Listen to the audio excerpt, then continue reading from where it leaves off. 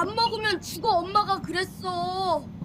할머니가 밥 많이 먹으면 오래 살아서 땅 못 받는데 빨리 죽어야 우리가 부자 된대.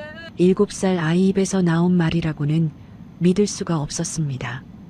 식당이 웅성거리기 시작했어요. 저는 며느리를 봤습니다.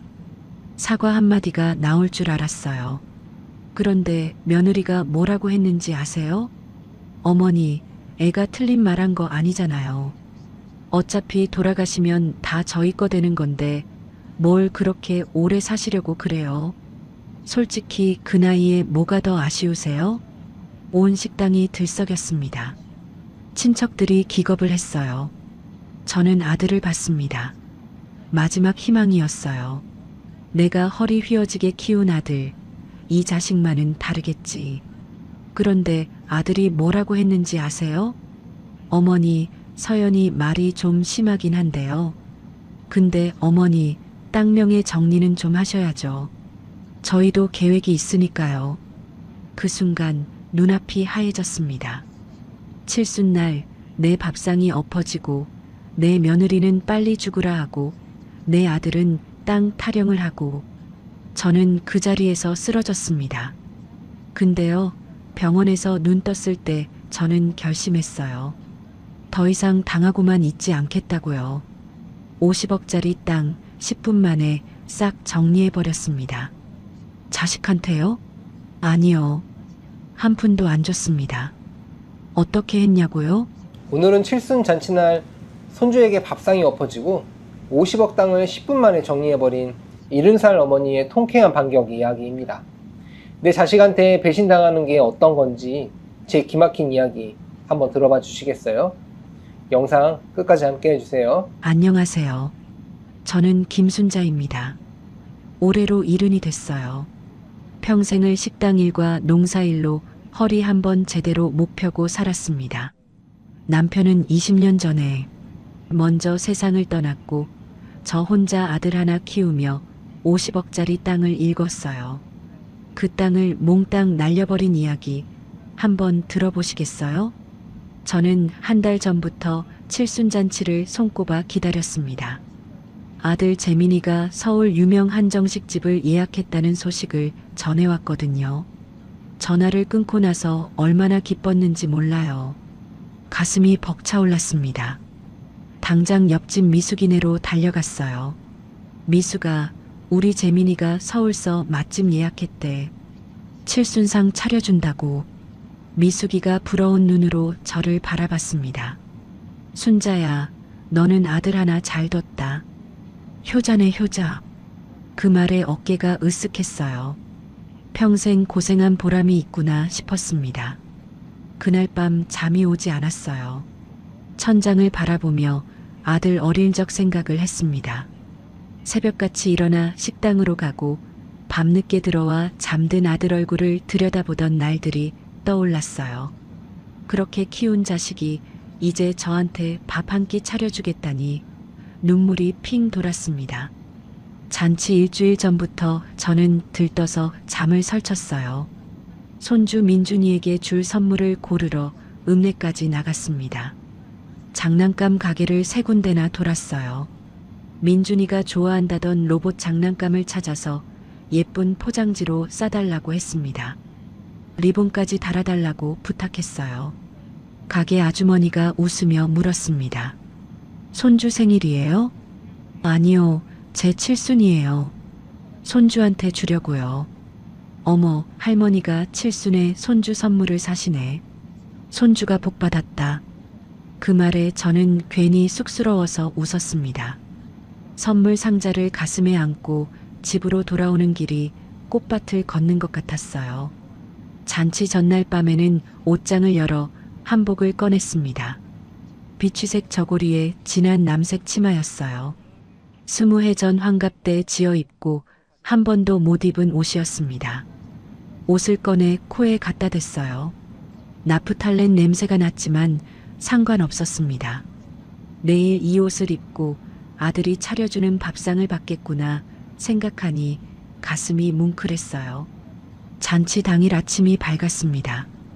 저는 새벽 4시에 눈이 떠졌어요. 잠이 더 오지 않았습니다. 씻고 미장원에 가서 머리를 했어요. 미장원 언니가 파마를 말아주며 말했습니다. 어머, 순자 씨 오늘 되게 예쁘시다. 무슨 좋은 일 있어요? 오늘 칠순이야. 아들이 서울서 잔치 차려준대. 와, 효자네. 부럽다. 그 말이 그렇게 좋을 수가 없었어요. 미장원을 나와 집에 돌아와 한복을 차려입었습니다. 거울 앞에 섰어요. 주름진 얼굴에 웃음이 번졌습니다. 오늘만큼은 세상에서 제일 행복한 사람이 된 것 같았어요. 시골 버스터미널에서 서울행 버스를 탔습니다. 3시간이 걸렸어요. 버스 안에서 창밖을 바라보며 내내 설렜습니다. 민준이 얼굴이 떠올랐어요. 얼마나 컸을까, 목소리는 안 변했을까. 만나면 꼭 안아줘야겠다고 생각했습니다. 서울 한정식 집에 도착하니 친척들이 먼저 와 있었어요. 언니 말순이가 저를 보자마자 달려왔습니다. 순자야, 어쩜 이렇게 예뻐. 한복 진짜 잘 어울린다. 언니, 오래간만이야. 조카 정수도 와서 인사를 했어요. 저는 오랜만에 보는 가족들 얼굴에 마음이 따뜻해졌습니다. 이렇게 다들 와줬구나 싶어서 눈시울이 붉어졌어요. 아들 재민이가 며느리 서연이, 손주 민준이와 함께 들어왔습니다. 저는 자리에서 벌떡 일어났어요. 민준이를 보자마자 2팔을 벌렸습니다. 우리 민준이 할머니 여기야. 이리 와 안겨봐. 민준이가 저를 보더니 고개를 돌렸어요. 엄마 뒤로 숨어버렸습니다. 좀 낯을 가리나 보다 생각했어요. 저는 품에서 선물 상자를 꺼냈습니다. 민준아, 이거 할머니가 준비한 거야. 로봇이야, 좋아하지? 민준이가 선물을 받아들더니 포장도 안 뜯고 의자 밑에 던졌어요. 가슴이 철렁했지만 내색하지 않았습니다. 아이가 원래 그럴 수 있지 하고 넘겼어요. 잔치상이 들어왔습니다. 미역국, 불고기, 잡채, 전, 나물이 상 가득 차려졌어요. 저는 감격스러운 눈으로 상을 바라봤습니다. 재민이가 자리에서 일어나 잔을 들었어요. 오늘 어머니 칠순을 축하드리며 건배하겠습니다. 친척들이 잔을 들었습니다. 저도 잔을 들었어요. 바로 그 순간이었습니다. 민준이가 갑자기 의자에서 벌떡 일어났어요. 그러더니 제 쪽으로 달려왔습니다. 무슨 일인가 싶어 바라보는데 민준이가 2 손으로 제 앞에 밥상을 3개 밀어버렸어요. 쾅! 그릇들이 쏟아지고 미역국이 제 한복 위로 흘러내렸습니다. 불고기가 바닥에 떨어지고 잡채가 사방으로 튀었어요. 식당 전체가 쥐 죽은 듯 조용해졌습니다. 모든 사람들이 경악한 얼굴로 이쪽을 쳐다봤어요. 민준아, 지금 뭐 하는 거야? 제 목소리가 떨렸습니다. 민준이가 저를 똑바로 보며 소리쳤어요. 할머니, 밥 먹으면 죽어. 엄마가 그랬어. 할머니가 밥 많이 먹으면 오래 살아서 딱 못 봤는데 빨리 죽어야 우리가 부자 된대. 머릿속이 하얘졌습니다. 귀가 멍해졌어요. 7살 아이 입에서 나온 말이라고 믿을 수가 없었습니다. 식당이 웅성거리기 시작했습니다. 친척들이 수군거렸어요. 저는 며느리 서연이를 바라봤습니다. 사과 한마디가 나올 줄 알았어요. 아이가 잘못했으니 엄마가 대신 사과하는 게 당연하잖아요. 그런데 서연이가 뭐라고 했는지 아세요? 어머니, 애가 틀린 말한 거 아니잖아요. 어차피 돌아가시면 다 저희 거 되는 건데 뭘 그렇게 오래 사시려고 그래요? 솔직히 그 나이에 뭐가 더 아쉬우세요? 숨이 턱 막혔습니다. 눈앞이 흐려졌어요. 온 식당이 들썩였습니다. 언니 말순이가 벌떡 일어났어요. 서연아, 지금 시어머니한테 무슨 소리를 하는 거야? 사람이 어떻게 그런 말을 해? 서연이는 눈 하나 깜짝 안 했습니다. 오히려 한숨을 쉬며 핸드폰을 꺼내 들었어요. 마치 짜증난다는 듯이요. 저는 마지막 희망으로 아들 재민이를 봤습니다. 내가 허리 휘어지게 키운 아들이에요. 새벽부터 밤까지 식당에서 일하며 대학까지 보낸 아들입니다. 이 자식만은 다르겠지. 이 자식은 나를 지켜주겠지. 그런데 재민이가 뭐라고 했는지 아세요? 어머니, 서연이 말이 좀 심하긴 한데요. 근데 어머니, 땅명의 정리는 좀 하셔야죠. 저희도 계획이 있으니까요. 그 순간 심장이 멎는 것 같았습니다. 눈앞이 하얘졌어요. 다리에 힘이 풀렸습니다. 저는 그 자리에서 쓰러졌어요. 엎어진 밥상 위로 몸이 기울어지는 게 느껴졌습니다. 누군가 비명을 질렀어요. 그리고 아무것도 들리지 않았습니다. 눈을 떴을 때 하얀 천장이 보였습니다. 코끝에 소독약 냄새가 났어요. 병원이었습니다. 팔에 링거가 꽂혀 있었어요. 저는 천장을 바라보며 식당에서 있었던 일을 떠올렸습니다. 손주의 그 말이 귓가에 맴돌았어요. 할머니 밥 먹으면 죽어. 빨리 죽어야 우리가 부자 된대. 눈물이 볼을 타고 흘러내렸습니다. 소리 없이 울었어요. 가슴속에서 무언가가 산산이 부서지는 소리가 들렸습니다. 의사가 병실로 들어왔습니다. 젊은 남자 의사였어요. 어머님, 정신이 드세요? 과호흡과 급성 스트레스로 실신하셨습니다. 심장에는 이상이 없으세요. 다만 정밀 검사를 위해 하루 입원하셔야 합니다. 저는 고개만 끄덕였어요. 말이 나오지 않았습니다. 의사가 나가고 나서 저는 천장만 바라봤어요. 아들과 며느리는 어디 있는 걸까? 면회는 왜 안 오는 걸까? 한참 뒤에 간호사가 들어왔습니다. 어머님, 보호자분들이 복도에서 통화 중이세요. 조금만 기다리시면 들어오실 거예요. 저는 링거를 끌고 침대에서 일어났습니다. 화장실에 가는 척하며 병실 문을 열었어요. 복도로 나갔습니다. 아들과 며느리를 찾고 싶었어요. 아까 그 말들이 정말이었는지 확인하고 싶었습니다. 복도 끝 모퉁이에서 익숙한 목소리가 들렸습니다. 서연이 목소리였어요. 저는 벽에 몸을 붙이고 숨을 죽였습니다. 여보, 잔치 망쳐서 쪽팔렸지만 어쩌면 잘 된 거야. 어머니 저러다 진짜 치매 오는 거 아니야? 충격받으면 치매 빨리 온다던데. 그럼 우리가 후견이 나면 땅 처분할 수 있잖아. 심장이 쿵쾅거렸습니다. 손이 떨렸어요. 저는 벽에 등을 더 바짝 붙였습니다. 재민이 목소리가 들렸어요. 그것도 방법이긴 하네. 누나도 없고 나밖에 없으니까 어차피 다 내 거야. 어머니가 돌아가시기 전에 정리해야 세금도 줄이고. 두 손으로 입을 틀어막았습니다. 비명이 터져 나올 것 같았어요. 다리가 후들거렸습니다. 서연이가 다시 말했어요. 시골 땅이 50억이 넘는다며? 어머니 좋은 요양원 보내드리고 우리가 관리하면 되지. 어차피 치매 오면 누가 돌봐. 우리가 고생하기 싫으면 빨리 처리해야지. 가슴이 칼로 베이는 것 같았습니다. 숨을 쉴 수가 없었어요. 벽을 짚고 간신히 버텼습니다. 재민이가 말했어요. 민준이가 오늘 한 말 때문에 친척들 눈치 보이긴 하는데 어차피 상속받을 건 나니까 신경 안 써. 큰 고모가 뭐라 하든 내 알 바 아니야. 저는 그 자리에 주저앉고 싶었습니다. 하지만 들키면 안 됐어요.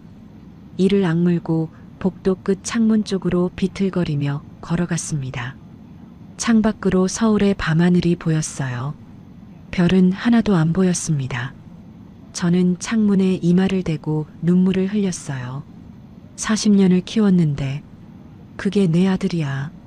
내가 뭘 잘못한 거야. 목소리가 떨렸습니다. 눈물이 멈추지 않았어요. 펑펑 울고 싶었지만 소리를 내면 안 됐습니다. 입술을 깨물며 참았어요. 한참을 그렇게 서 있다가 병실로 돌아왔습니다. 침대에 누워 천장을 바라봤어요. 남편 영정 사진이 떠올랐습니다. 25해 전에 떠난 사람이에요.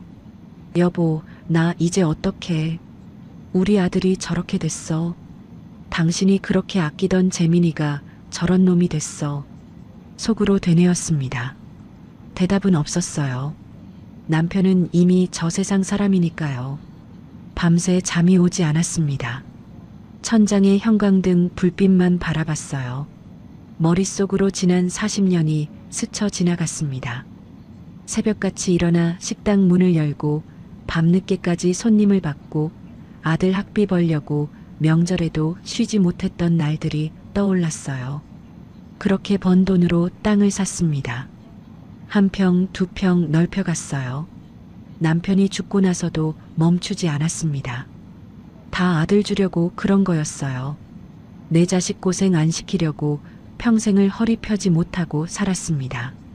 근데 그 아들이 저더러 빨리 죽으라네요. 창문으로 새벽 햇살이 들어왔습니다. 저는 눈물을 닦았어요. 주먹을 꽉 쥐었습니다. 그래, 당하고만 있을 수 없어. 이를 악물었어요. 내가 직접 확인하겠어. 저것들이 진짜 그런 인간들인지. 그 순간 결심이 섰습니다. 저는 천장을 바라보며 계획을 세우기 시작했어요.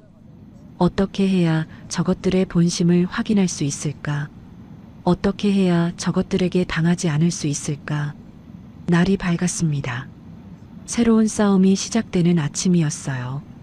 다음 날 아침 의사가 병실로 들어왔습니다. 어머님, 검사 결과 나왔습니다. 뇌에는 아무 이상 없으세요.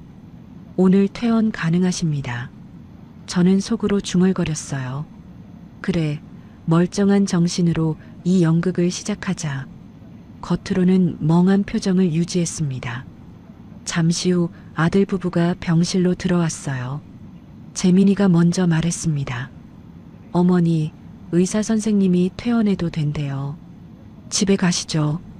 저는 일부러 눈을 멍하니 떴습니다. 재민이를 빤히 쳐다봤어요. 여기가 어디야? 너는 누구야? 재민이 얼굴이 굳어졌습니다. 당황한 기색이 역력했어요. 어머니, 저 재민이에요. 아들이요. 저는 고개를 갸웃거렸어요. 재민이? 재민이가 누구야? 나는 재민이 몰라. 재민이가 서연이를 돌아봤습니다. 서연이 눈이 번뜩이더군요. 입꼬리가 살짝 올라갔어요. 저는 그 표정을 놓치지 않았습니다. 서연이가 재민이에게 속삭였어요. 여보, 어머니 진짜 이상해진 것 같아. 이거 치매 아니야? 재민이가 의사를 붙잡았습니다. 선생님, 우리 어머니가 사람을 못 알아봐요. 치매 검사를 해야 하는 거 아닙니까? 의사가 고개를 끄덕였어요. 일단 퇴원하시고 신경과 정밀 검사를 예약해 드리겠습니다. 나이가 있으시니 검사 한번 받아보시는 게 좋겠습니다. 퇴원 수속을 밟는 동안 저는 계속 멍한 표정을 유지했어요. 걸음도 일부러 느리게 걸었습니다. 서연이가 재민이에게 말하는 게 들렸어요. 여보, 어머니 시골집에 혼자 두면 안 되겠다. 우리 집에 모시고 가자. 저는 황급히 고개를 저었습니다. 싫어. 집에 갈래. 내 집, 내 집. 일부러 고집센 치매 노인처럼 행동했어요. 재민이가 한숨을 쉬었습니다. 어머니, 서울집에 가시죠. 시골에 혼자 계시면 어떡해요. 싫어. 내 집 갈 거야. 저는 발을 동동 굴렀어요. 마치 어린아이처럼요. 서연이가 짜증스러운 표정을 지었습니다. 됐어. 그냥 시골집에 모셔다 드리자. 나중에 데려오면 되지. 재민이가 마지못해 고개를 끄덕였어요. 저는 속으로 안도했습니다. 첫 번째 고비는 넘겼어요. 시골집에 도착했습니다. 재민이와 서연이가 저를 방에 눕혔어요. 서연이가 말했습니다. 어머니, 저희 내일 다시 올게요. 오늘은 푹 쉬세요. 저는 대답 없이 멍하니 천장만 바라봤어요. 재민이가 서연이를 데리고 나갔습니다. 차 소리가 멀어지는 게 들렸어요. 저는 벌떡 일어났습니다. 창문으로 재민이 차가 사라지는 걸 확인했어요. 그제야 숨을 내쉬었습니다. 휴, 됐다. 거울 앞에 섰어요. 제 얼굴을 들여다봤습니다. 이 연기를 끝까지 해내야 해. 저것들의 본심을 전부 확인할 때까지. 손이 떨렸어요. 하지만 이를 악물었습니다. 이제 시작이었어요. 일주일이 지났습니다. 저는 낮에는 멍한 치매 노인으로 살았어요. 밥도 제대로 못 먹는 척했습니다. 옷도 아무거나 걸쳤어요. 머리도 빗지 않았습니다. 재민이가 이틀에 한 번씩 전화를 했어요. 어머니, 밥은 드셨어요? 밥이 뭐야? 어머니, 저 재민이에요. 재민이? 몰라. 전화기 너머로 한숨 소리가 들렸습니다. 저는 전화를 끊고 나서야 눈물을 닦았어요. 연기가 이렇게 힘든 줄 몰랐습니다. 어느 날 오후 옆집 미숙이가 찾아왔어요. 문을 두드리는 소리가 들렸습니다. 순자야, 나야 미숙이. 문 열어. 저는 미숙이를 맞이했습니다. 미숙이가 제 얼굴을 보더니 깜짝 놀랐어요. 순자야, 얼굴이 왜 이래? 무슨 일 있어? 저는 미숙이를 방 안으로 끌어들였습니다. 문을 꼭 닫았어요. 창문 커튼도 쳤습니다. 미숙아, 나 부탁할 게 있어. 미숙이가 걱정스러운 눈으로 저를 바라봤어요. 무슨 일이야? 얼굴이 반쪽이 됐어. 저는 미숙이 손을 꼭 잡았습니다. 칠순잔치에서 있었던 일을 처음부터 끝까지 이야기했어요. 손주가 밥상을 엎은 것, 며느리가 빨리 죽으라고 한 것, 아들이 땅 타령을 한 것, 병원에서 들은 대화까지 전부 털어놓았습니다. 미숙이 입이 떡 벌어졌어요. 세상에 그런 일이 있었어? 그 착하던 재민이가? 미숙아, 그게 다가 아니야. 저는 치매 연기를 하고 있다고 말했습니다. 미숙이 눈이 휘둥그레졌어요. 뭐? 치매 연기를 한다고? 그래. 저것들이 내 재산만 노리는 건지 진짜 확인하려고. 근데 미숙아, 나 혼자서는 못하겠어. 나 좀 도와줘.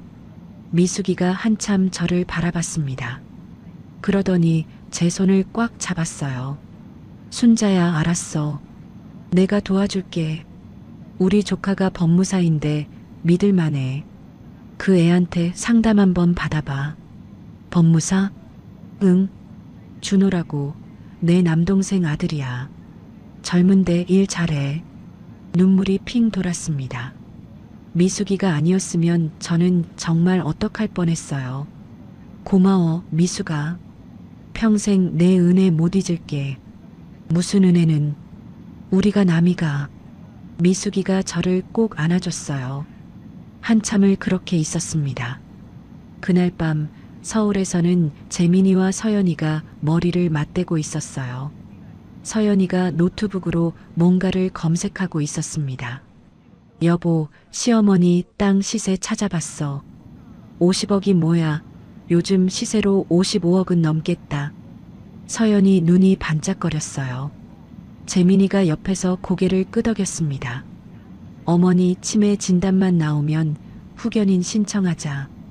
그러면 땅 처분할 수 있어. 서연이가 프린터로 뭔가를 출력했어요. 요양원 팸플릿이었습니다. 서연이가 팸플릿을 넘기며 말했습니다. 여기 좋겠다. 시골에서 좀 멀고 면회가 까다로운 데로 골라야 해. 자주 가기 귀찮잖아. 재민이가 팸플릿을 받아들었어요. 치매 진단 나오면 바로 진행하자.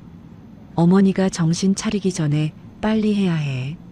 두 사람은 씩 웃었습니다. 며칠 후 미숙이가 제 집을 다시 찾아왔어요. 재민이 부부가 다녀간 뒤였습니다. 서연이가 두고 간 게 있었어요. 요양원 팸플릿이었습니다. 저는 그 팸플릿을 들고 손이 부들부들 떨렸어요.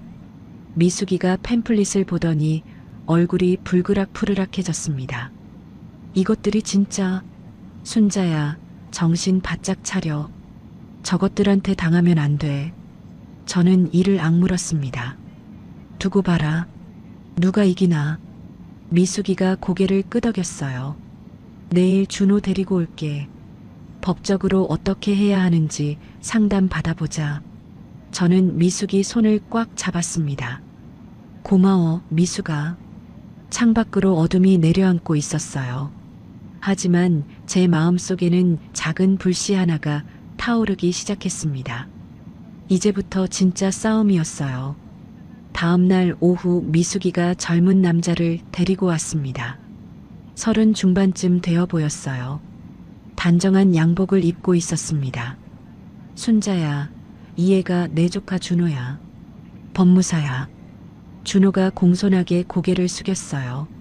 안녕하세요, 어머니. 최준호입니다. 고모한테 사정 들었습니다. 저는 준호를 방 안으로 안내했습니다. 문을 꼭 닫고 커튼도 쳤어요. 혹시 누가 볼까봐 걱정이 됐거든요. 준호 씨 앉아요. 준호가 자리에 앉았습니다. 저는 처음부터 차근차근 설명했어요. 칠순잔치, 병원에서 들은 대화, 치매 연기를 하는 이유까지 전부 이야기했습니다. 준호가 수첩에 메모를 하며 들었어요. 얼굴이 점점 굳어졌습니다. 이야기가 끝나자 준호가 입을 열었어요.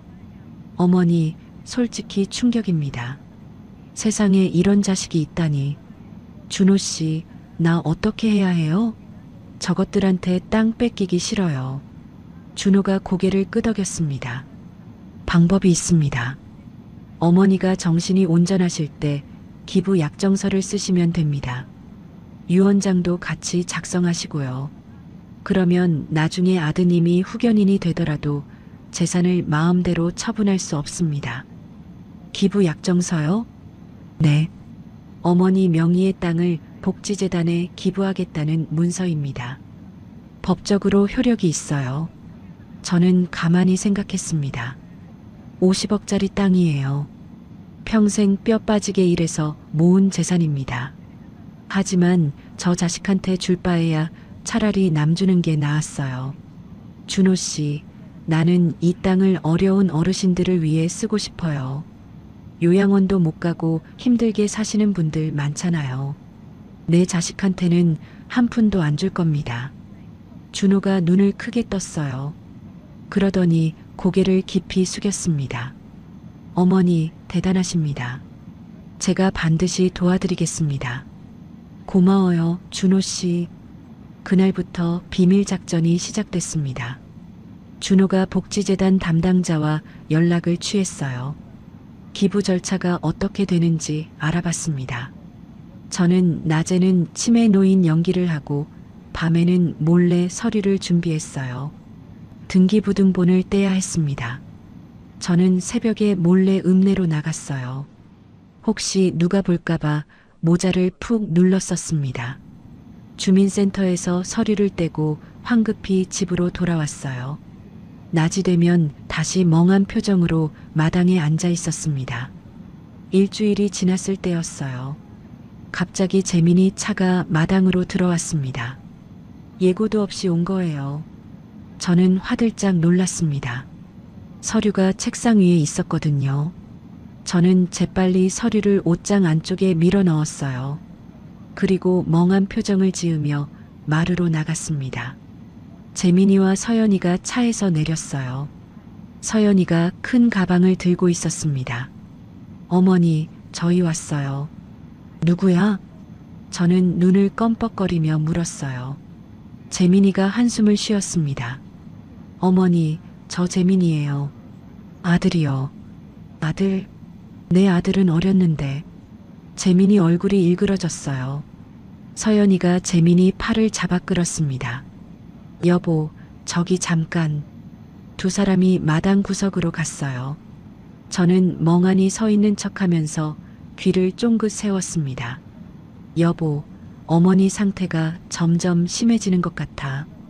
빨리 치매 진단 받아야겠어. 그러게. 오늘 후견인 서류 도장 받아가자. 제 심장이 쿵쾅거렸어요. 하지만 표정을 관리해야 했습니다. 저는 하늘을 보며 멍하니 웃었어요. 새가 온다. 새가. 서연이가 저를 보며 코웃음을 쳤습니다. 어머니가 완전히 갔네.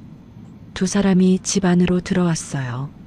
서연이가 가방에서 서류 뭉치를 꺼냈습니다. 어머니, 이 서류에 도장만 찍으시면 돼요. 어머니 편하시라고 제가 땅 관리해 드릴게요. 저는 서류를 받아들었어요. 후견인 신청서였습니다. 손이 떨렸지만 꾹 참았어요. 이게 뭐야? 글씨가 왜 이렇게 작아? 안 보여. 서연이가 짜증스러운 표정을 지었습니다. 어머니, 그냥 여기 빨간 네모 안에 도장만 찍으시면 돼요. 재민이가 제 손을 잡았어요. 도장을 찍게 하려는 거였습니다. 저는 순간적으로 배를 움켜쥐었어요. 아이고 배야. 화장실 급해. 저는 벌떡 일어나 화장실로 뛰어갔습니다. 문을 쾅 닫고 변기에 앉았어요. 심장이 터질 것 같았습니다. 손이 부들부들 떨렸어요. 휴, 큰일 날 뻔했다. 한참을 화장실에 숨어 있었습니다. 밖에서 서연이 짜증내는 소리가 들렸어요. 아, 진짜 왜 저래? 언제 도장 받아? 재민이가 말했습니다. 오늘은 안 되겠다. 다음에 다시 오자. 잠시 후 차 소리가 들렸어요. 저는 창문으로 재민이 차가 떠나는 걸 확인했습니다. 그제야 주저앉았어요. 하마터면 당할 뻔했어. 그날 밤 저는 미숙이에게 전화했습니다. 미숙아, 큰일 날 뻔했어. 저것들이 후견인 서류 들고 왔더라. 하마터면 도장 찍을 뻔했어. 미숙이가 다급한 목소리로 말했어요. 뭐? 세상에. 순자야, 시간 없다. 서류 작업 서둘러야겠다. 내일 당장 준호한테 연락할게. 고마워, 미숙아. 너 아니면 나 진짜 어떡해. 전화를 끊고 창밖을 바라봤습니다. 달이 밝았어요. 저는 이를 악물었습니다. 기다려라. 거의 다 왔어. 준호에게서 연락이 왔어요. 기부 서류가 거의 완성됐다고 했습니다. 다음 주에 재단 담당자와 만나 최종 서명만 하면 된다고요. 저는 가슴을 쓸어내렸습니다. 이제 조금만 더 버티면 됐어요. 저는 남편 영정 사진을 바라봤습니다. 여보, 조금만 기다려. 내가 저것들한테 안 당해. 당신이 그렇게 아끼던 땅, 좋은 데 쓸게. 영정 사진 속 남편이 빙그레 웃는 것 같았어요. 저도 따라 웃었습니다. 비록 힘들었지만 희망이 보이기 시작했어요. 창밖으로 새벽빛이 들어왔습니다. 새로운 하루가 시작되고 있었어요. 저는 주먹을 불끈 쥐었습니다. 끝까지 포기하지 않을 거예요. 기부 서류가 최종 단계에 접어들었습니다. 준호가 연락을 해왔어요. 어머니, 재단 이사장님이 서류 검토 완료하셨습니다. 다음 주 월요일에 서명하시면 모든 절차가 끝납니다. 고마워요, 준호 씨. 정말 고마워요. 전화를 끊고 나니 마음이 홀가분해졌어요. 오랜만에 가슴속에 돌덩이가 내려앉은 느낌이었습니다. 저는 다락방으로 올라갔어요. 오래된 상자를 꺼냈습니다. 상자 안에는 사진첩이 있었어요. 먼지를 털고 펼쳐봤습니다. 젊은 시절 사진들이 나왔어요. 남편과 함께 논에서 일하던 모습이 있었습니다. 25살 때였어요. 남편이 삽을 들고 서 있고 저는 옆에서 웃고 있었습니다. 여보, 우리 그때 참 젊었지. 사진을 쓰다듬었어요. 눈물이 핑 돌았습니다. 다음 사진은 식당을 처음 차리던 날이었어요. 간판 앞에서 찍은 사진이었습니다. 순잔의 식당이라고 쓰인 간판이 보였어요. 남편이 제 어깨를 감싸고 있었습니다. 둘 다 환하게 웃고 있었어요. 이 식당에서 얼마나 고생했는지 몰라. 새벽 4시에 일어나서 밤 12시까지 일했잖아. 혼잣말이 나왔습니다. 그 시절이 떠올랐어요. 손님이 없는 날은 라면으로 끼니를 때웠습니다. 그래도 남편이 있어서 버틸 수 있었어요. 사진을 넘겼습니다. 갓 태어난 재민이를 안고 있는 사진이 나왔어요. 저는 땀에 젖은 머리카락을 휘날리며 웃고 있었습니다. 재민이는 새빨간 얼굴로 울고 있었어요. 이렇게 작던 애가. 손가락으로 사진 속 재민이 얼굴을 쓰다듬었습니다. 그때는 정말 행복했어요. 이 아이를 위해서라면 뭐든 할 수 있을 것 같았습니다. 남편이 말했던 게 떠올랐어요. 순자야, 이 땅 다 재민이 주자. 우리 재민이 고생 안 시키게. 그래, 여보. 우리 아들 잘 키우자. 그 약속을 지키려고 평생을 일했습니다. 남편이 먼저 떠나고 나서도 멈추지 않았어요. 땅을 한 평, 두 평 넓혀갔습니다. 다 재민이 주려고 그런 거였어요. 근데 그 재민이가 저더러 빨리 죽으라네요. 사진첩을 덮었습니다. 눈물이 뚝뚝 떨어졌어요. 한참을 울었습니다. 마당에서 인기척이 났어요. 미숙이 목소리가 들렸습니다. 순자야, 나야. 문 열어. 저는 눈물을 닦고 내려갔어요. 미숙이가 막걸리와 파전을 들고 서 있었습니다. 미숙아, 이게 뭐야? 뭐긴 뭐야? 우리 소풍 가자. 소풍? 미숙이가 씩 웃었어요. 맨날 집에만 있으면 우울해. 오늘 날씨 좋잖아. 뒷산 정자에 가서 막걸리나 한잔하자. 저는 미숙이를 따라 뒷산으로 올라갔습니다. 정자에 앉으니 마을이 한눈에 내려다 보였어요. 저 멀리 제 땅도 보였습니다. 농가 밭이 펼쳐져 있었어요. 미숙이가 막걸리를 따랐습니다. 자, 한잔해. 고마워, 미숙아. 막걸리를 한 모금 마셨어요. 목구멍을 타고 시원하게 내려갔습니다. 미숙이가 파전을 집어 제 입에 넣어줬어요. 순자야, 우리 젊었을 때 생각나냐? 응. 그때 참 힘들었는데도 웃음이 많았지. 맞아. 너희 남편이 술 먹고 노래 부르던 거 기억나? 음치였잖아. 저는 푸아 웃었습니다. 맞아. 우리 영감 노래 진짜 못했어. 근데 본인은 잘하는 줄 알았다니까. 그래도 정 많은 사람이었어. 너한테 참 잘했잖아. 응. 그랬지. 눈물이 또 나올 것 같았어요. 하지만 꾹 참았습니다. 미숙이가 제 손을 잡았어요. 순자야, 힘내. 네가 잘못한 거 아니야. 자식이 못된 거지. 미숙아, 네가 없었으면 나 진짜 어떡할 뻔했어. 평생 내 은혜 못 잊어. 무슨 은혜는. 우리가 남이가 30년을 옆집에서 살았는데. 미숙이가 저를 꼭 안아줬습니다. 한참을 그렇게 있었어요. 바람이 살랑살랑 불었습니다. 나뭇잎이 흔들렸어요. 평화로운 오후였습니다. 해가 질 무렵 집으로 돌아왔어요. 마음이 한결 가벼워졌습니다. 다음 날 준호가 찾아왔어요. 서류 가방을 들고 있었습니다. 어머니, 기부 서류 최종본입니다. 재단 이사장님도 검토 완료하셨고 월요일에 서명하시면 모든 절차가 끝납니다. 준호가 서류를 건넸어요. 저는 한 장 한 장 넘겨봤습니다. 제 이름이 적혀 있었어요. 기부자 김순자. 기부 대상 땅의 주소와 면적이 적혀 있었습니다. 이게 진짜 내 마지막 결정이구나. 어머니, 후회 안 하시겠습니까? 안 해요. 저 자식한테 주느니 이게 100배 낫지. 준호가 고개를 숙였어요. 어머니, 존경합니다. 쉬운 결정이 아니셨을 텐데. 고마워요, 준호 씨. 당신 덕분에 여기까지 왔어요. 준호가 돌아간 뒤 저는 남편 영정 사진 앞에 막걸리 한 잔을 올렸습니다. 향을 피우고 두 손을 모았어요. 여보, 나 잘하고 있는 거 맞지? 당신이 그렇게 아끼던 땅인데 저 자식한테 주느니 차라리 좋은 데 쓰는 게 낫지 않아? 영정 사진을 바라봤습니다. 남편이 웃고 있는 것 같았어요. 당신도 그렇게 생각하지?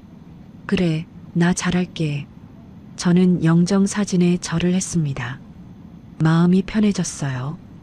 그날 밤 창문을 열고 하늘을 바라봤습니다. 별이 총총히 떠 있었어요. 저는 혼자 중얼거렸습니다. 미숙이가 있고 준호 씨가 있고 나 혼자가 아니구나. 비록 아들에게 배신당했지만 곁에 있어주는 사람들이 있었어요. 그 사실이 저를 버티게 해줬습니다. 월요일까지만 버티자.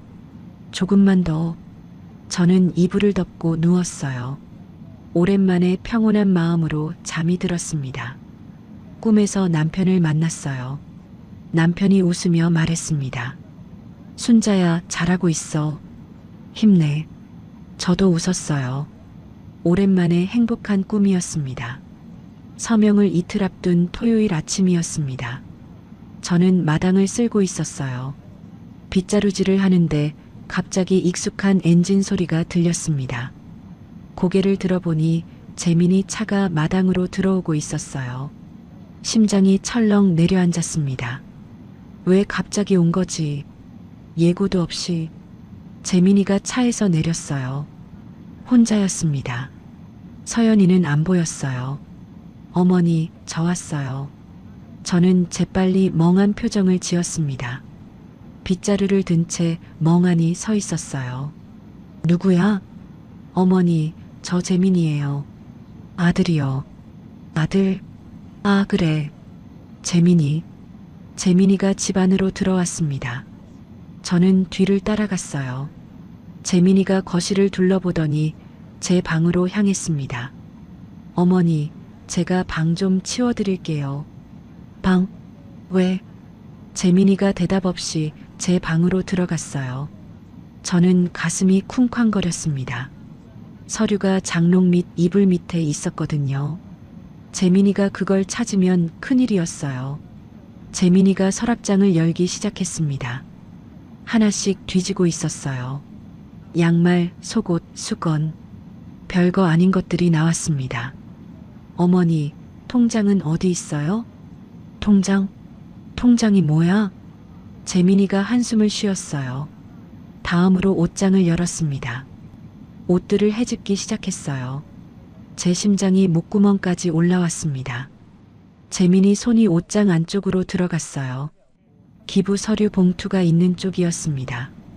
손끝이 봉투 모서리를 스쳤어요.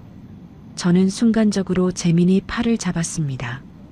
재민아, 엄마 배고파? 밥 줘. 어머니, 잠깐만요. 제가 뭐 좀 찾고 있어요. 배고파? 밥? 저는 일부러 때를 썼어요. 어린아이처럼 발을 동동 굴렀습니다. 재민이가 짜증스러운 표정을 지었어요. 아, 알았어요. 밥 드릴게요. 재민이가 부엌으로 향했습니다. 저는 후다닥 옷장으로 달려갔어요. 서류 봉투를 꺼내서 장롱 맨 아래 이불 밑으로 옮겼습니다. 손이 부들부들 떨렸어요. 재민이가 부엌에서 소리쳤습니다. 어머니, 냉장고에 아무것도 없네요. 뭐 드실래요? 아무거나. 저는 방에서 나와 마루에 앉았어요. 가슴을 쓸어내렸습니다. 하마터면 들킬 뻔했어요. 재민이가 라면을 끓여왔습니다. 저는 멍하니 라면을 먹었어요. 일부러 국물을 흘리고 면발을 떨어뜨렸습니다. 치매 환자처럼 보이려고요. 재민이가 한심하다는 눈으로 저를 바라봤어요. 어머니, 진짜 많이 안 좋아지셨네. 저는 대답 없이 라면만 먹었습니다. 속으로는 피가 거꾸로 솟았어요. 이 자식이 내 재산 뺏으려고 이러는 거잖아. 재민이가 저녁 때 서울로 돌아갔습니다. 차가 떠나는 걸 확인하고 나서야 숨을 내쉬었어요. 휴, 살았다. 그런데 안심할 틈도 없이 미숙이에게서 전화가 왔습니다. 미숙이 목소리가 다급했어요. 순자야, 큰일 났어. 왜? 무슨 일이야? 아까 내 며느리가 우리 집에 찾아왔어. 뭐? 심장이 덜컥 내려앉았습니다. 서연이가? 왜? 미숙이가 떨리는 목소리로 말했어요. 나한테 막 따졌어. 시어머니랑 무슨 꿍꿍이냐고. 자꾸 드나들지 말라고.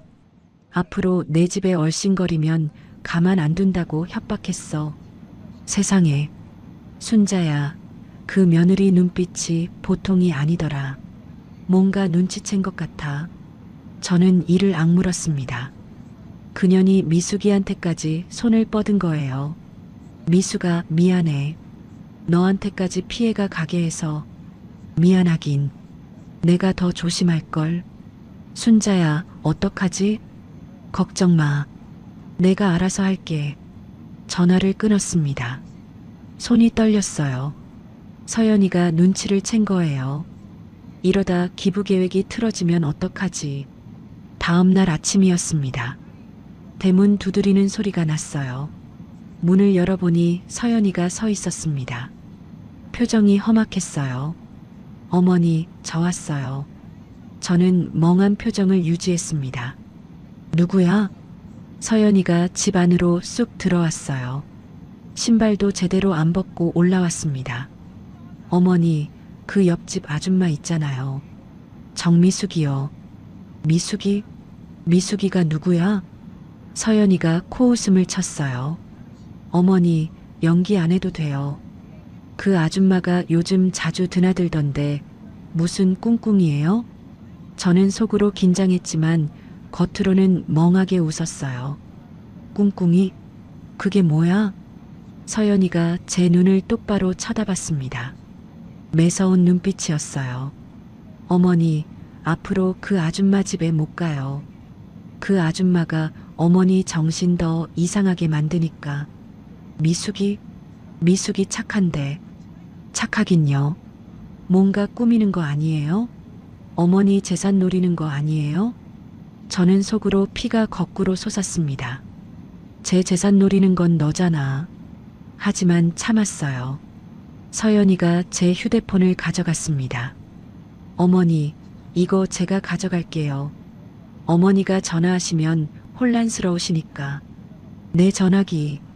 어머니, 필요 없으세요. 어차피 쓸 줄도 모르시잖아요.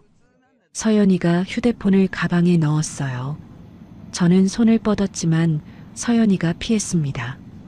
어머니, 오늘 하루 종일 제가 있을 거예요. 어디 가시면 안 돼요.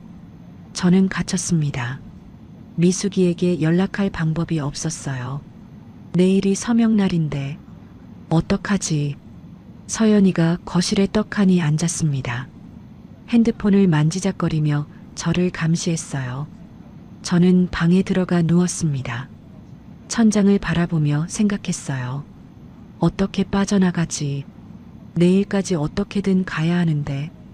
창밖으로 해가 기울고 있었습니다. 시간이 없었어요. 저는 이를 악물었습니다. 어떻게든 방법을 찾아야 해. 밤이 깊었습니다. 서연이가 거실 소파에서 잠이 들었어요. 코 고는 소리가 들렸습니다.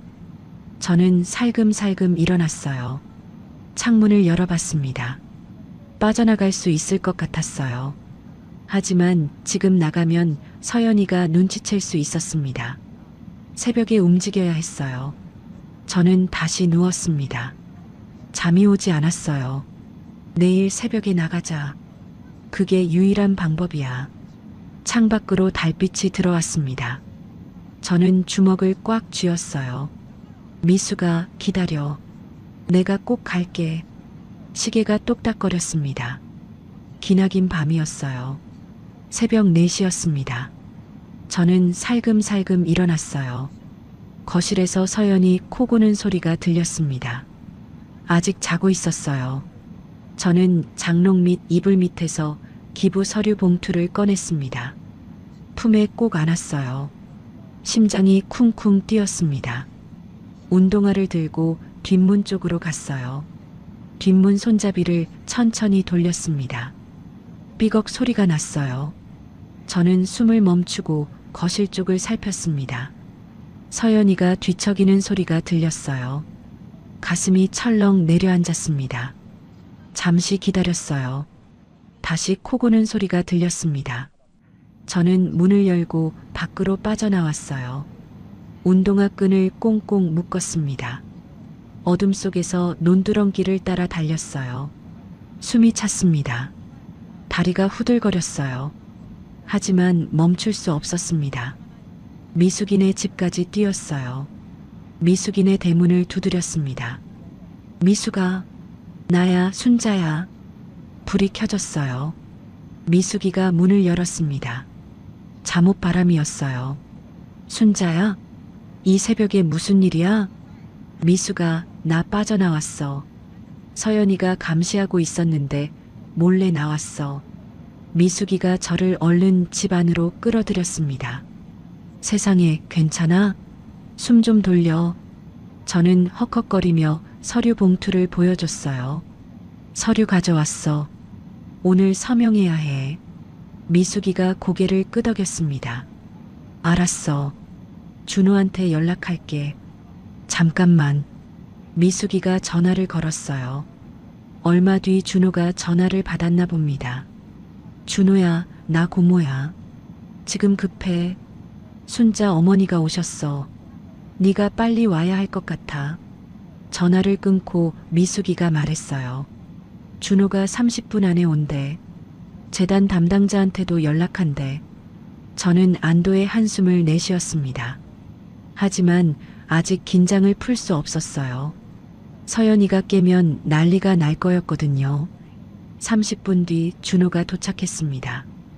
양복을 입고 있었어요. 얼굴에 긴장감이 역력했습니다. 어머니, 괜찮으세요? 괜찮아요, 준호 씨. 서류 여기 있어요. 준호가 서류를 확인했어요. 어머니, 재단 사무실까지 2시간 거리입니다. 지금 바로 출발해야 합니다. 알았어요.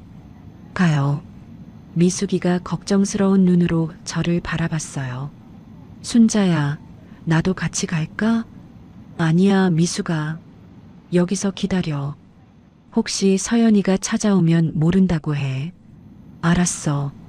조심해. 저는 미숙이 손을 꼭 잡았습니다. 고마워, 미숙아. 정말 고마워. 무슨 소리야? 어서 가. 늦겠다. 준호의 차에 탔습니다. 차가 어둠 속을 달렸어요. 창밖으로 시골 풍경이 스쳐 지나갔습니다. 농가 밭이 보였어요. 제가 평생 일군 땅이었습니다. 어머니, 긴장되세요? 조금요. 잘 될 겁니다. 걱정 마세요. 준호가 운전하며 말했어요. 저는 고개를 끄덕였습니다. 2시간을 달려 복지재단 사무실에 도착했습니다. 새벽 6시가 조금 넘었어요. 아침 해가 떠오르고 있었습니다. 재단 담당자가 입구에서 기다리고 있었어요. 50대 여자분이었습니다. 인상이 선했어요. 김순자 어머님이시죠? 안녕하세요. 저는 담당자 이정희입니다. 안녕하세요. 이른 시간에 죄송합니다. 안으로 들어가시죠. 사무실 안으로 들어갔습니다. 회의실에 서류들이 준비되어 있었어요. 기부 약정서, 소유권 이전 동의서, 신분증 사본, 여러 장이었습니다. 어머니, 여기 앉으세요. 준호가 의자를 빼줬어요. 저는 자리에 앉았습니다. 담당자가 서류를 하나씩 설명해 줬어요. 이 서류는 기부 약정서입니다. 어머니 명의 땅을 저희 재단에 기부하신다는 내용이에요. 여기 서명하시면 됩니다. 저는 펜을 들었습니다. 손이 떨렸어요. 50억짜리 땅이에요.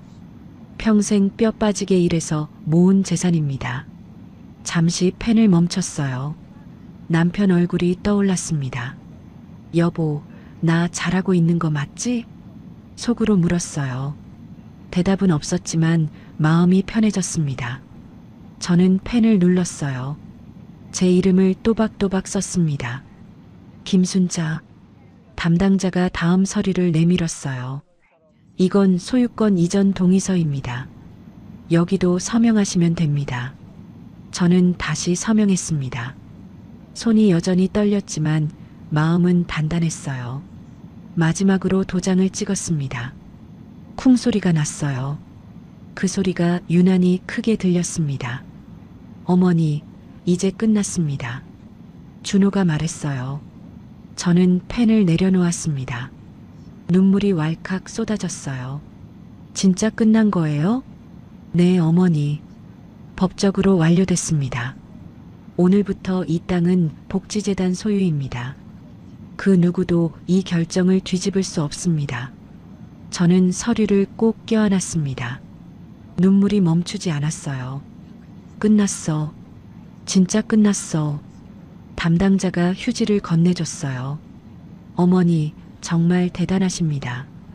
이 땅으로 많은 어르신들을 도울 수 있습니다. 감사합니다. 아니에요. 저야말로 고마워요. 좋은데 써주세요. 준호가 저를 차에 태웠습니다. 집으로 돌아가는 길이었어요. 아침 햇살이 눈부셨습니다. 저는 창밖을 바라보며 생각했어요. 이제 남은 건 하나였습니다. 저것들에게 진실을 알려주는 것. 집에 도착하니 아침 9시가 넘었어요. 대문 앞에 서연이가 서 있었습니다. 얼굴이 벌개져 있었어요. 어머니, 새벽에 어디 갔다 오신 거예요? 치매 환자가 돌아다니시면 어떡해요? 저는 멍한 표정을 유지했습니다. 산책 갔어. 산책이요? 새벽 4시에요?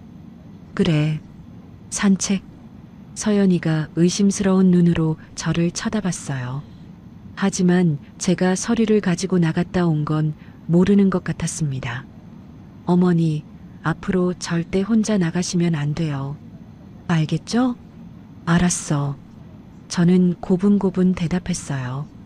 속으로는 웃음이 났습니다. 이미 끝났거든요. 그날 오후 재민이가 내려왔습니다. 서연이가 전화해서 부른 것 같았어요.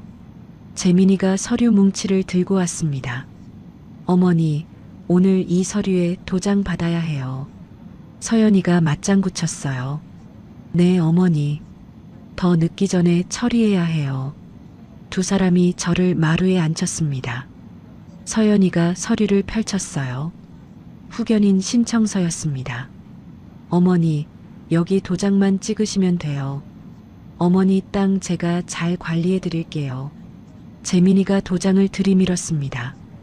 저는 서류를 받아들었어요. 잠시 바라봤습니다. 그리고 천천히 고개를 들었어요. 멍했던 눈빛이 서서히 또렷해졌습니다. 그 서류 찍기 전에 내가 할 말이 있어. 재민이와 서연이 표정이 굳어졌습니다. 저는 의자에서 천천히 일어났습니다. 허리를 꼿꼿이 펴고 아들 부부를 똑바로 쳐다봤어요. 나 치매 아니야. 재민이 얼굴이 굳어졌습니다. 서연이가 눈을 깜빡거렸어요. 네. 어머니, 무슨 말씀이세요? 다 연기였어. 처음부터 끝까지 전부 다. 서연이가 히스테리를 부렸습니다. 어머니, 지금 헛소리 하시는 거죠? 정신이 진짜 이상하신 거 아니에요? 저는 서연이를 똑바로 쳐다봤어요. 눈을 피하지 않았습니다. 병원 복도에서 너희가 한 말 다 들었어. 재민이 얼굴이 하얘졌어요. 무슨 말씀이세요? 요양원 보내고 땅 팔자던 말. 치매 진단 나오면 후견인 신청해서 땅 처분하자던 말. 다 들었어. 서연이 입이 벌어졌습니다. 재민이가 더듬거렸어요. 어머니, 그건 오해예요. 저희가 언제 그랬어요? 오해? 민준이한테 할머니 빨리 죽어야 한다고 가르친 것도 오해야? 서연이 얼굴이 불그락푸르락해졌습니다. 어머니, 그건 애가 혼자 한 말이에요. 저는 그런 적 없어요. 거짓말하지 마. 민준이가 직접 말했어. 엄마가 그랬다고.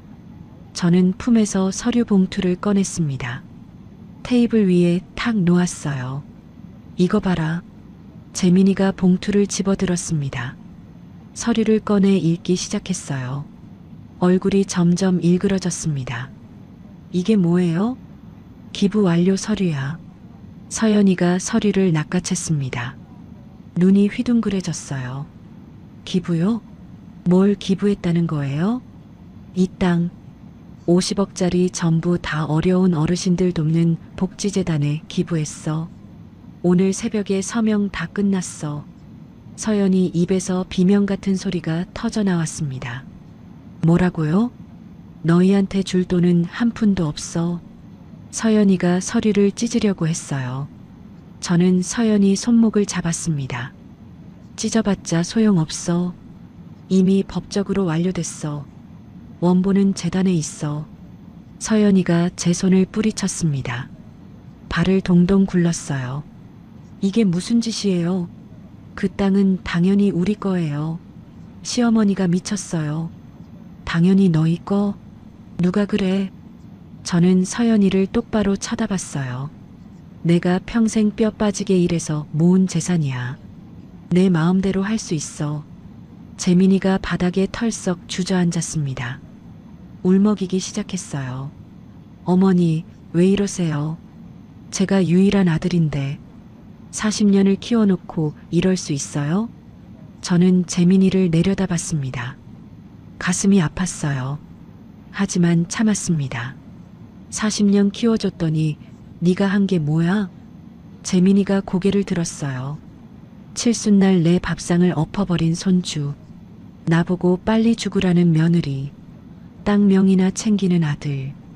그게 네가 나한테 한 효도야? 재민이가 입을 열었다 닫았습니다. 할 말이 없는 것 같았어요. 서연이가 악을 썼습니다. 재민아, 가만히 있지 말고 뭐라고 해. 당장 변호사 불러. 기부 취소시켜야지. 저는 서연이를 쳐다봤어요. 취소 못해. 정신 멀쩡할 때 서명한 거야. 법적으로 아무 문제 없어. 서연이가 발작하듯 소리 질렀어요. 이혼할 거야. 이 집안 망한 거야. 재민아, 나 이런 집안이랑 못 살아. 재민이가 멍하니 앉아 있었습니다. 아무 말도 못했어요. 저는 미리 싸둔 짐을 들었습니다. 현관으로 향했어요. 이 집은 아직 내 명이야. 나가라는 말은 안 할게. 대신 나는 내 갈 길 간다. 재민이가 비틀거리며 일어났어요. 어머니, 어디 가세요? 미숙이네 가서 며칠 지내다가 갈 때 갈 거야. 어머니, 저는 뒤돌아보지 않았습니다. 대문을 열고 나왔어요. 뒤에서 서연이가 악을 쓰는 소리가 들렸습니다. 하지만 상관없었어요. 저는 앞만 보고 걸었습니다. 미숙이네 집에 도착하니 미숙이가 대문 앞에서 기다리고 있었어요. 순자야, 어떻게 됐어? 다 끝났어, 미숙아. 미숙이가 저를 꼭 안아줬습니다. 저는 그제야 눈물이 터졌어요. 한참을 울었습니다. 1년이 지났습니다. 저는 제가 기부한 땅에 세워진 노인복지관에서 봉사를 하고 있었어요. 점심시간이었습니다. 저는 앞치마를 두르고 어르신들에게 밥을 퍼드렸어요. 어르신, 국 더 드세요. 고마워요, 순자씨. 어르신들이 웃으며 밥을 드셨어요. 저도 따라 웃었습니다. 이곳에서 일하는 게 행복했어요. 어느 가을날이었습니다. 점심 봉사를 마치고 쉬고 있는데 누군가 저를 불렀어요. 할머니. 고개를 돌렸습니다. 중학생 남자아이가 서 있었어요. 교복을 입고 있었습니다. 얼굴이 낯익었어요. 민준이? 네, 할머니. 저 민준이에요. 손주 민준이었습니다. 키가 훌쩍 자라 있었어요. 제 어깨까지 왔습니다. 어떻게 여길? 인터넷으로 찾았어요. 할머니가 여기서 봉사하신다고 해서. 민준이가 고개를 숙였습니다. 어깨가 떨리고 있었어요. 할머니, 그때 정말 죄송했어요. 뭐라고? 칠순잔치 때요. 제가 밥상 없고 나쁜 말 했잖아요. 그때 진짜 죄송했어요. 민준이 눈에서 눈물이 뚝뚝 떨어졌어요. 저 이제 알아요. 엄마가 잘못 가르친 거라는 거. 할머니가 얼마나 저를 사랑했는지 이제야 알았어요. 저는 한참을 민준이를 바라봤습니다. 7살 때 밥상을 없던 아이가 이렇게 컸어요. 목소리도 변했고 얼굴도 달라졌습니다. 하지만 눈은 그대로였어요. 저는 민준이를 품에 꼭 안았습니다.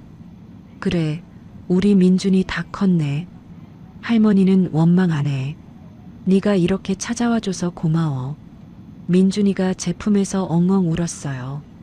저도 따라 울었습니다. 한참을 그렇게 있었어요. 다음 날 저는 남편 묘소를 찾았습니다. 꽃을 사들고 올라갔어요.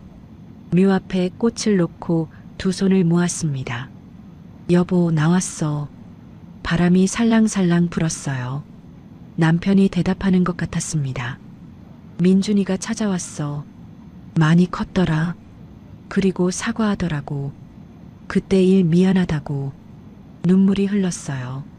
하지만 슬픈 눈물이 아니었습니다. 여보, 나 이제 진짜 행복하게 살 수 있을 것 같아. 걱정 마. 당신 곁에 갈 때까지 잘 살게. 저는 영정 사진을 쓰다듬었어요. 남편이 웃고 있는 것 같았습니다. 산 아래로 마을이 보였어요. 제가 평생 살아온 곳이었습니다. 저는 깊이 숨을 들이쉬었어요. 가을 공기가 맑았습니다. 여보, 고마워. 덕분에 여기까지 왔어. 저는 산을 내려왔습니다. 발걸음이 가벼웠어요. 하늘이 높고 푸르렀습니다. 새로운 삶이 시작되고 있었습니다. 순자 할머니의 이야기 어떠셨나요? 겨울바람처럼 차갑게 밀려왔던 배신의 상처. 하지만 순자는 그 차가운 바람을 뚫고 스스로 봄을 찾아 나섰습니다. 시작하기 전에 미리 말씀드려야 할 게 있었는데요. 손주가 칠순 잔칫날 밥상을 얻고 50억짜리 땅을 전액 기부했다니 말도 안 돼. 실화야? 라고 생각하실 수도 있겠지만 실제로 2023년 한 조사에 따르면 60대 이상 부모 중 35%가 자녀로부터 재산 관련 압박을 경험했다고 합니다. 그리고 최근 몇 년 사이 자녀에게 상속하지 않고 사회에 기부하겠다는 어르신들이 늘어나고 있다고 해요. 순자의 이야기가 아주 먼 나라 얘기만은 아닌 겁니다. 다만 오늘 사연은 실제 경험담을 바탕으로 각색한 것이라는 점 양해 부탁드려요. 전달 과정에서 일부 과장이나 극적 요소가 더해졌을 수 있습니다. 하지만 이 이야기가 주는 교훈은 분명해요. 첫째, 재산 명의는 살아계실 때 신중하게 결정하셔야 합니다. 자녀라고 무조건 믿지 마시고 법적 조언을 꼭 받아보세요. 둘째, 나이가 들어도 스스로의 존엄은 지켜야 합니다. 누가 뭐래도 당당하게 사세요. 셋째, 진짜 내 편이 누구인지 알아보는 눈을 가지세요. 피부치보다 오래된 친구가 더 든든할 때도 있습니다. 넷째, 배신당했다고 주저앉지 마세요. 순자 할머니처럼 끝까지 포기하지 않으면 길이 열립니다. 혹시 지금 자식 문제로 상처받고 계신 분들이 있다면 순자처럼 믿을 수 있는 사람에게 손 내밀어 보세요. 혼자 끙끙 앓지 마시고요. 도움을 요청하는 것도 용기입니다. 겨울이 아무리 길어도 봄은 반드시 옵니다. 여러분의 봄도 꼭 찾아올 거예요. 구독과 좋아요, 알림 설정을 눌러주시면 여러분께도 순자처럼 진정한 행복이 찾아올 거예요.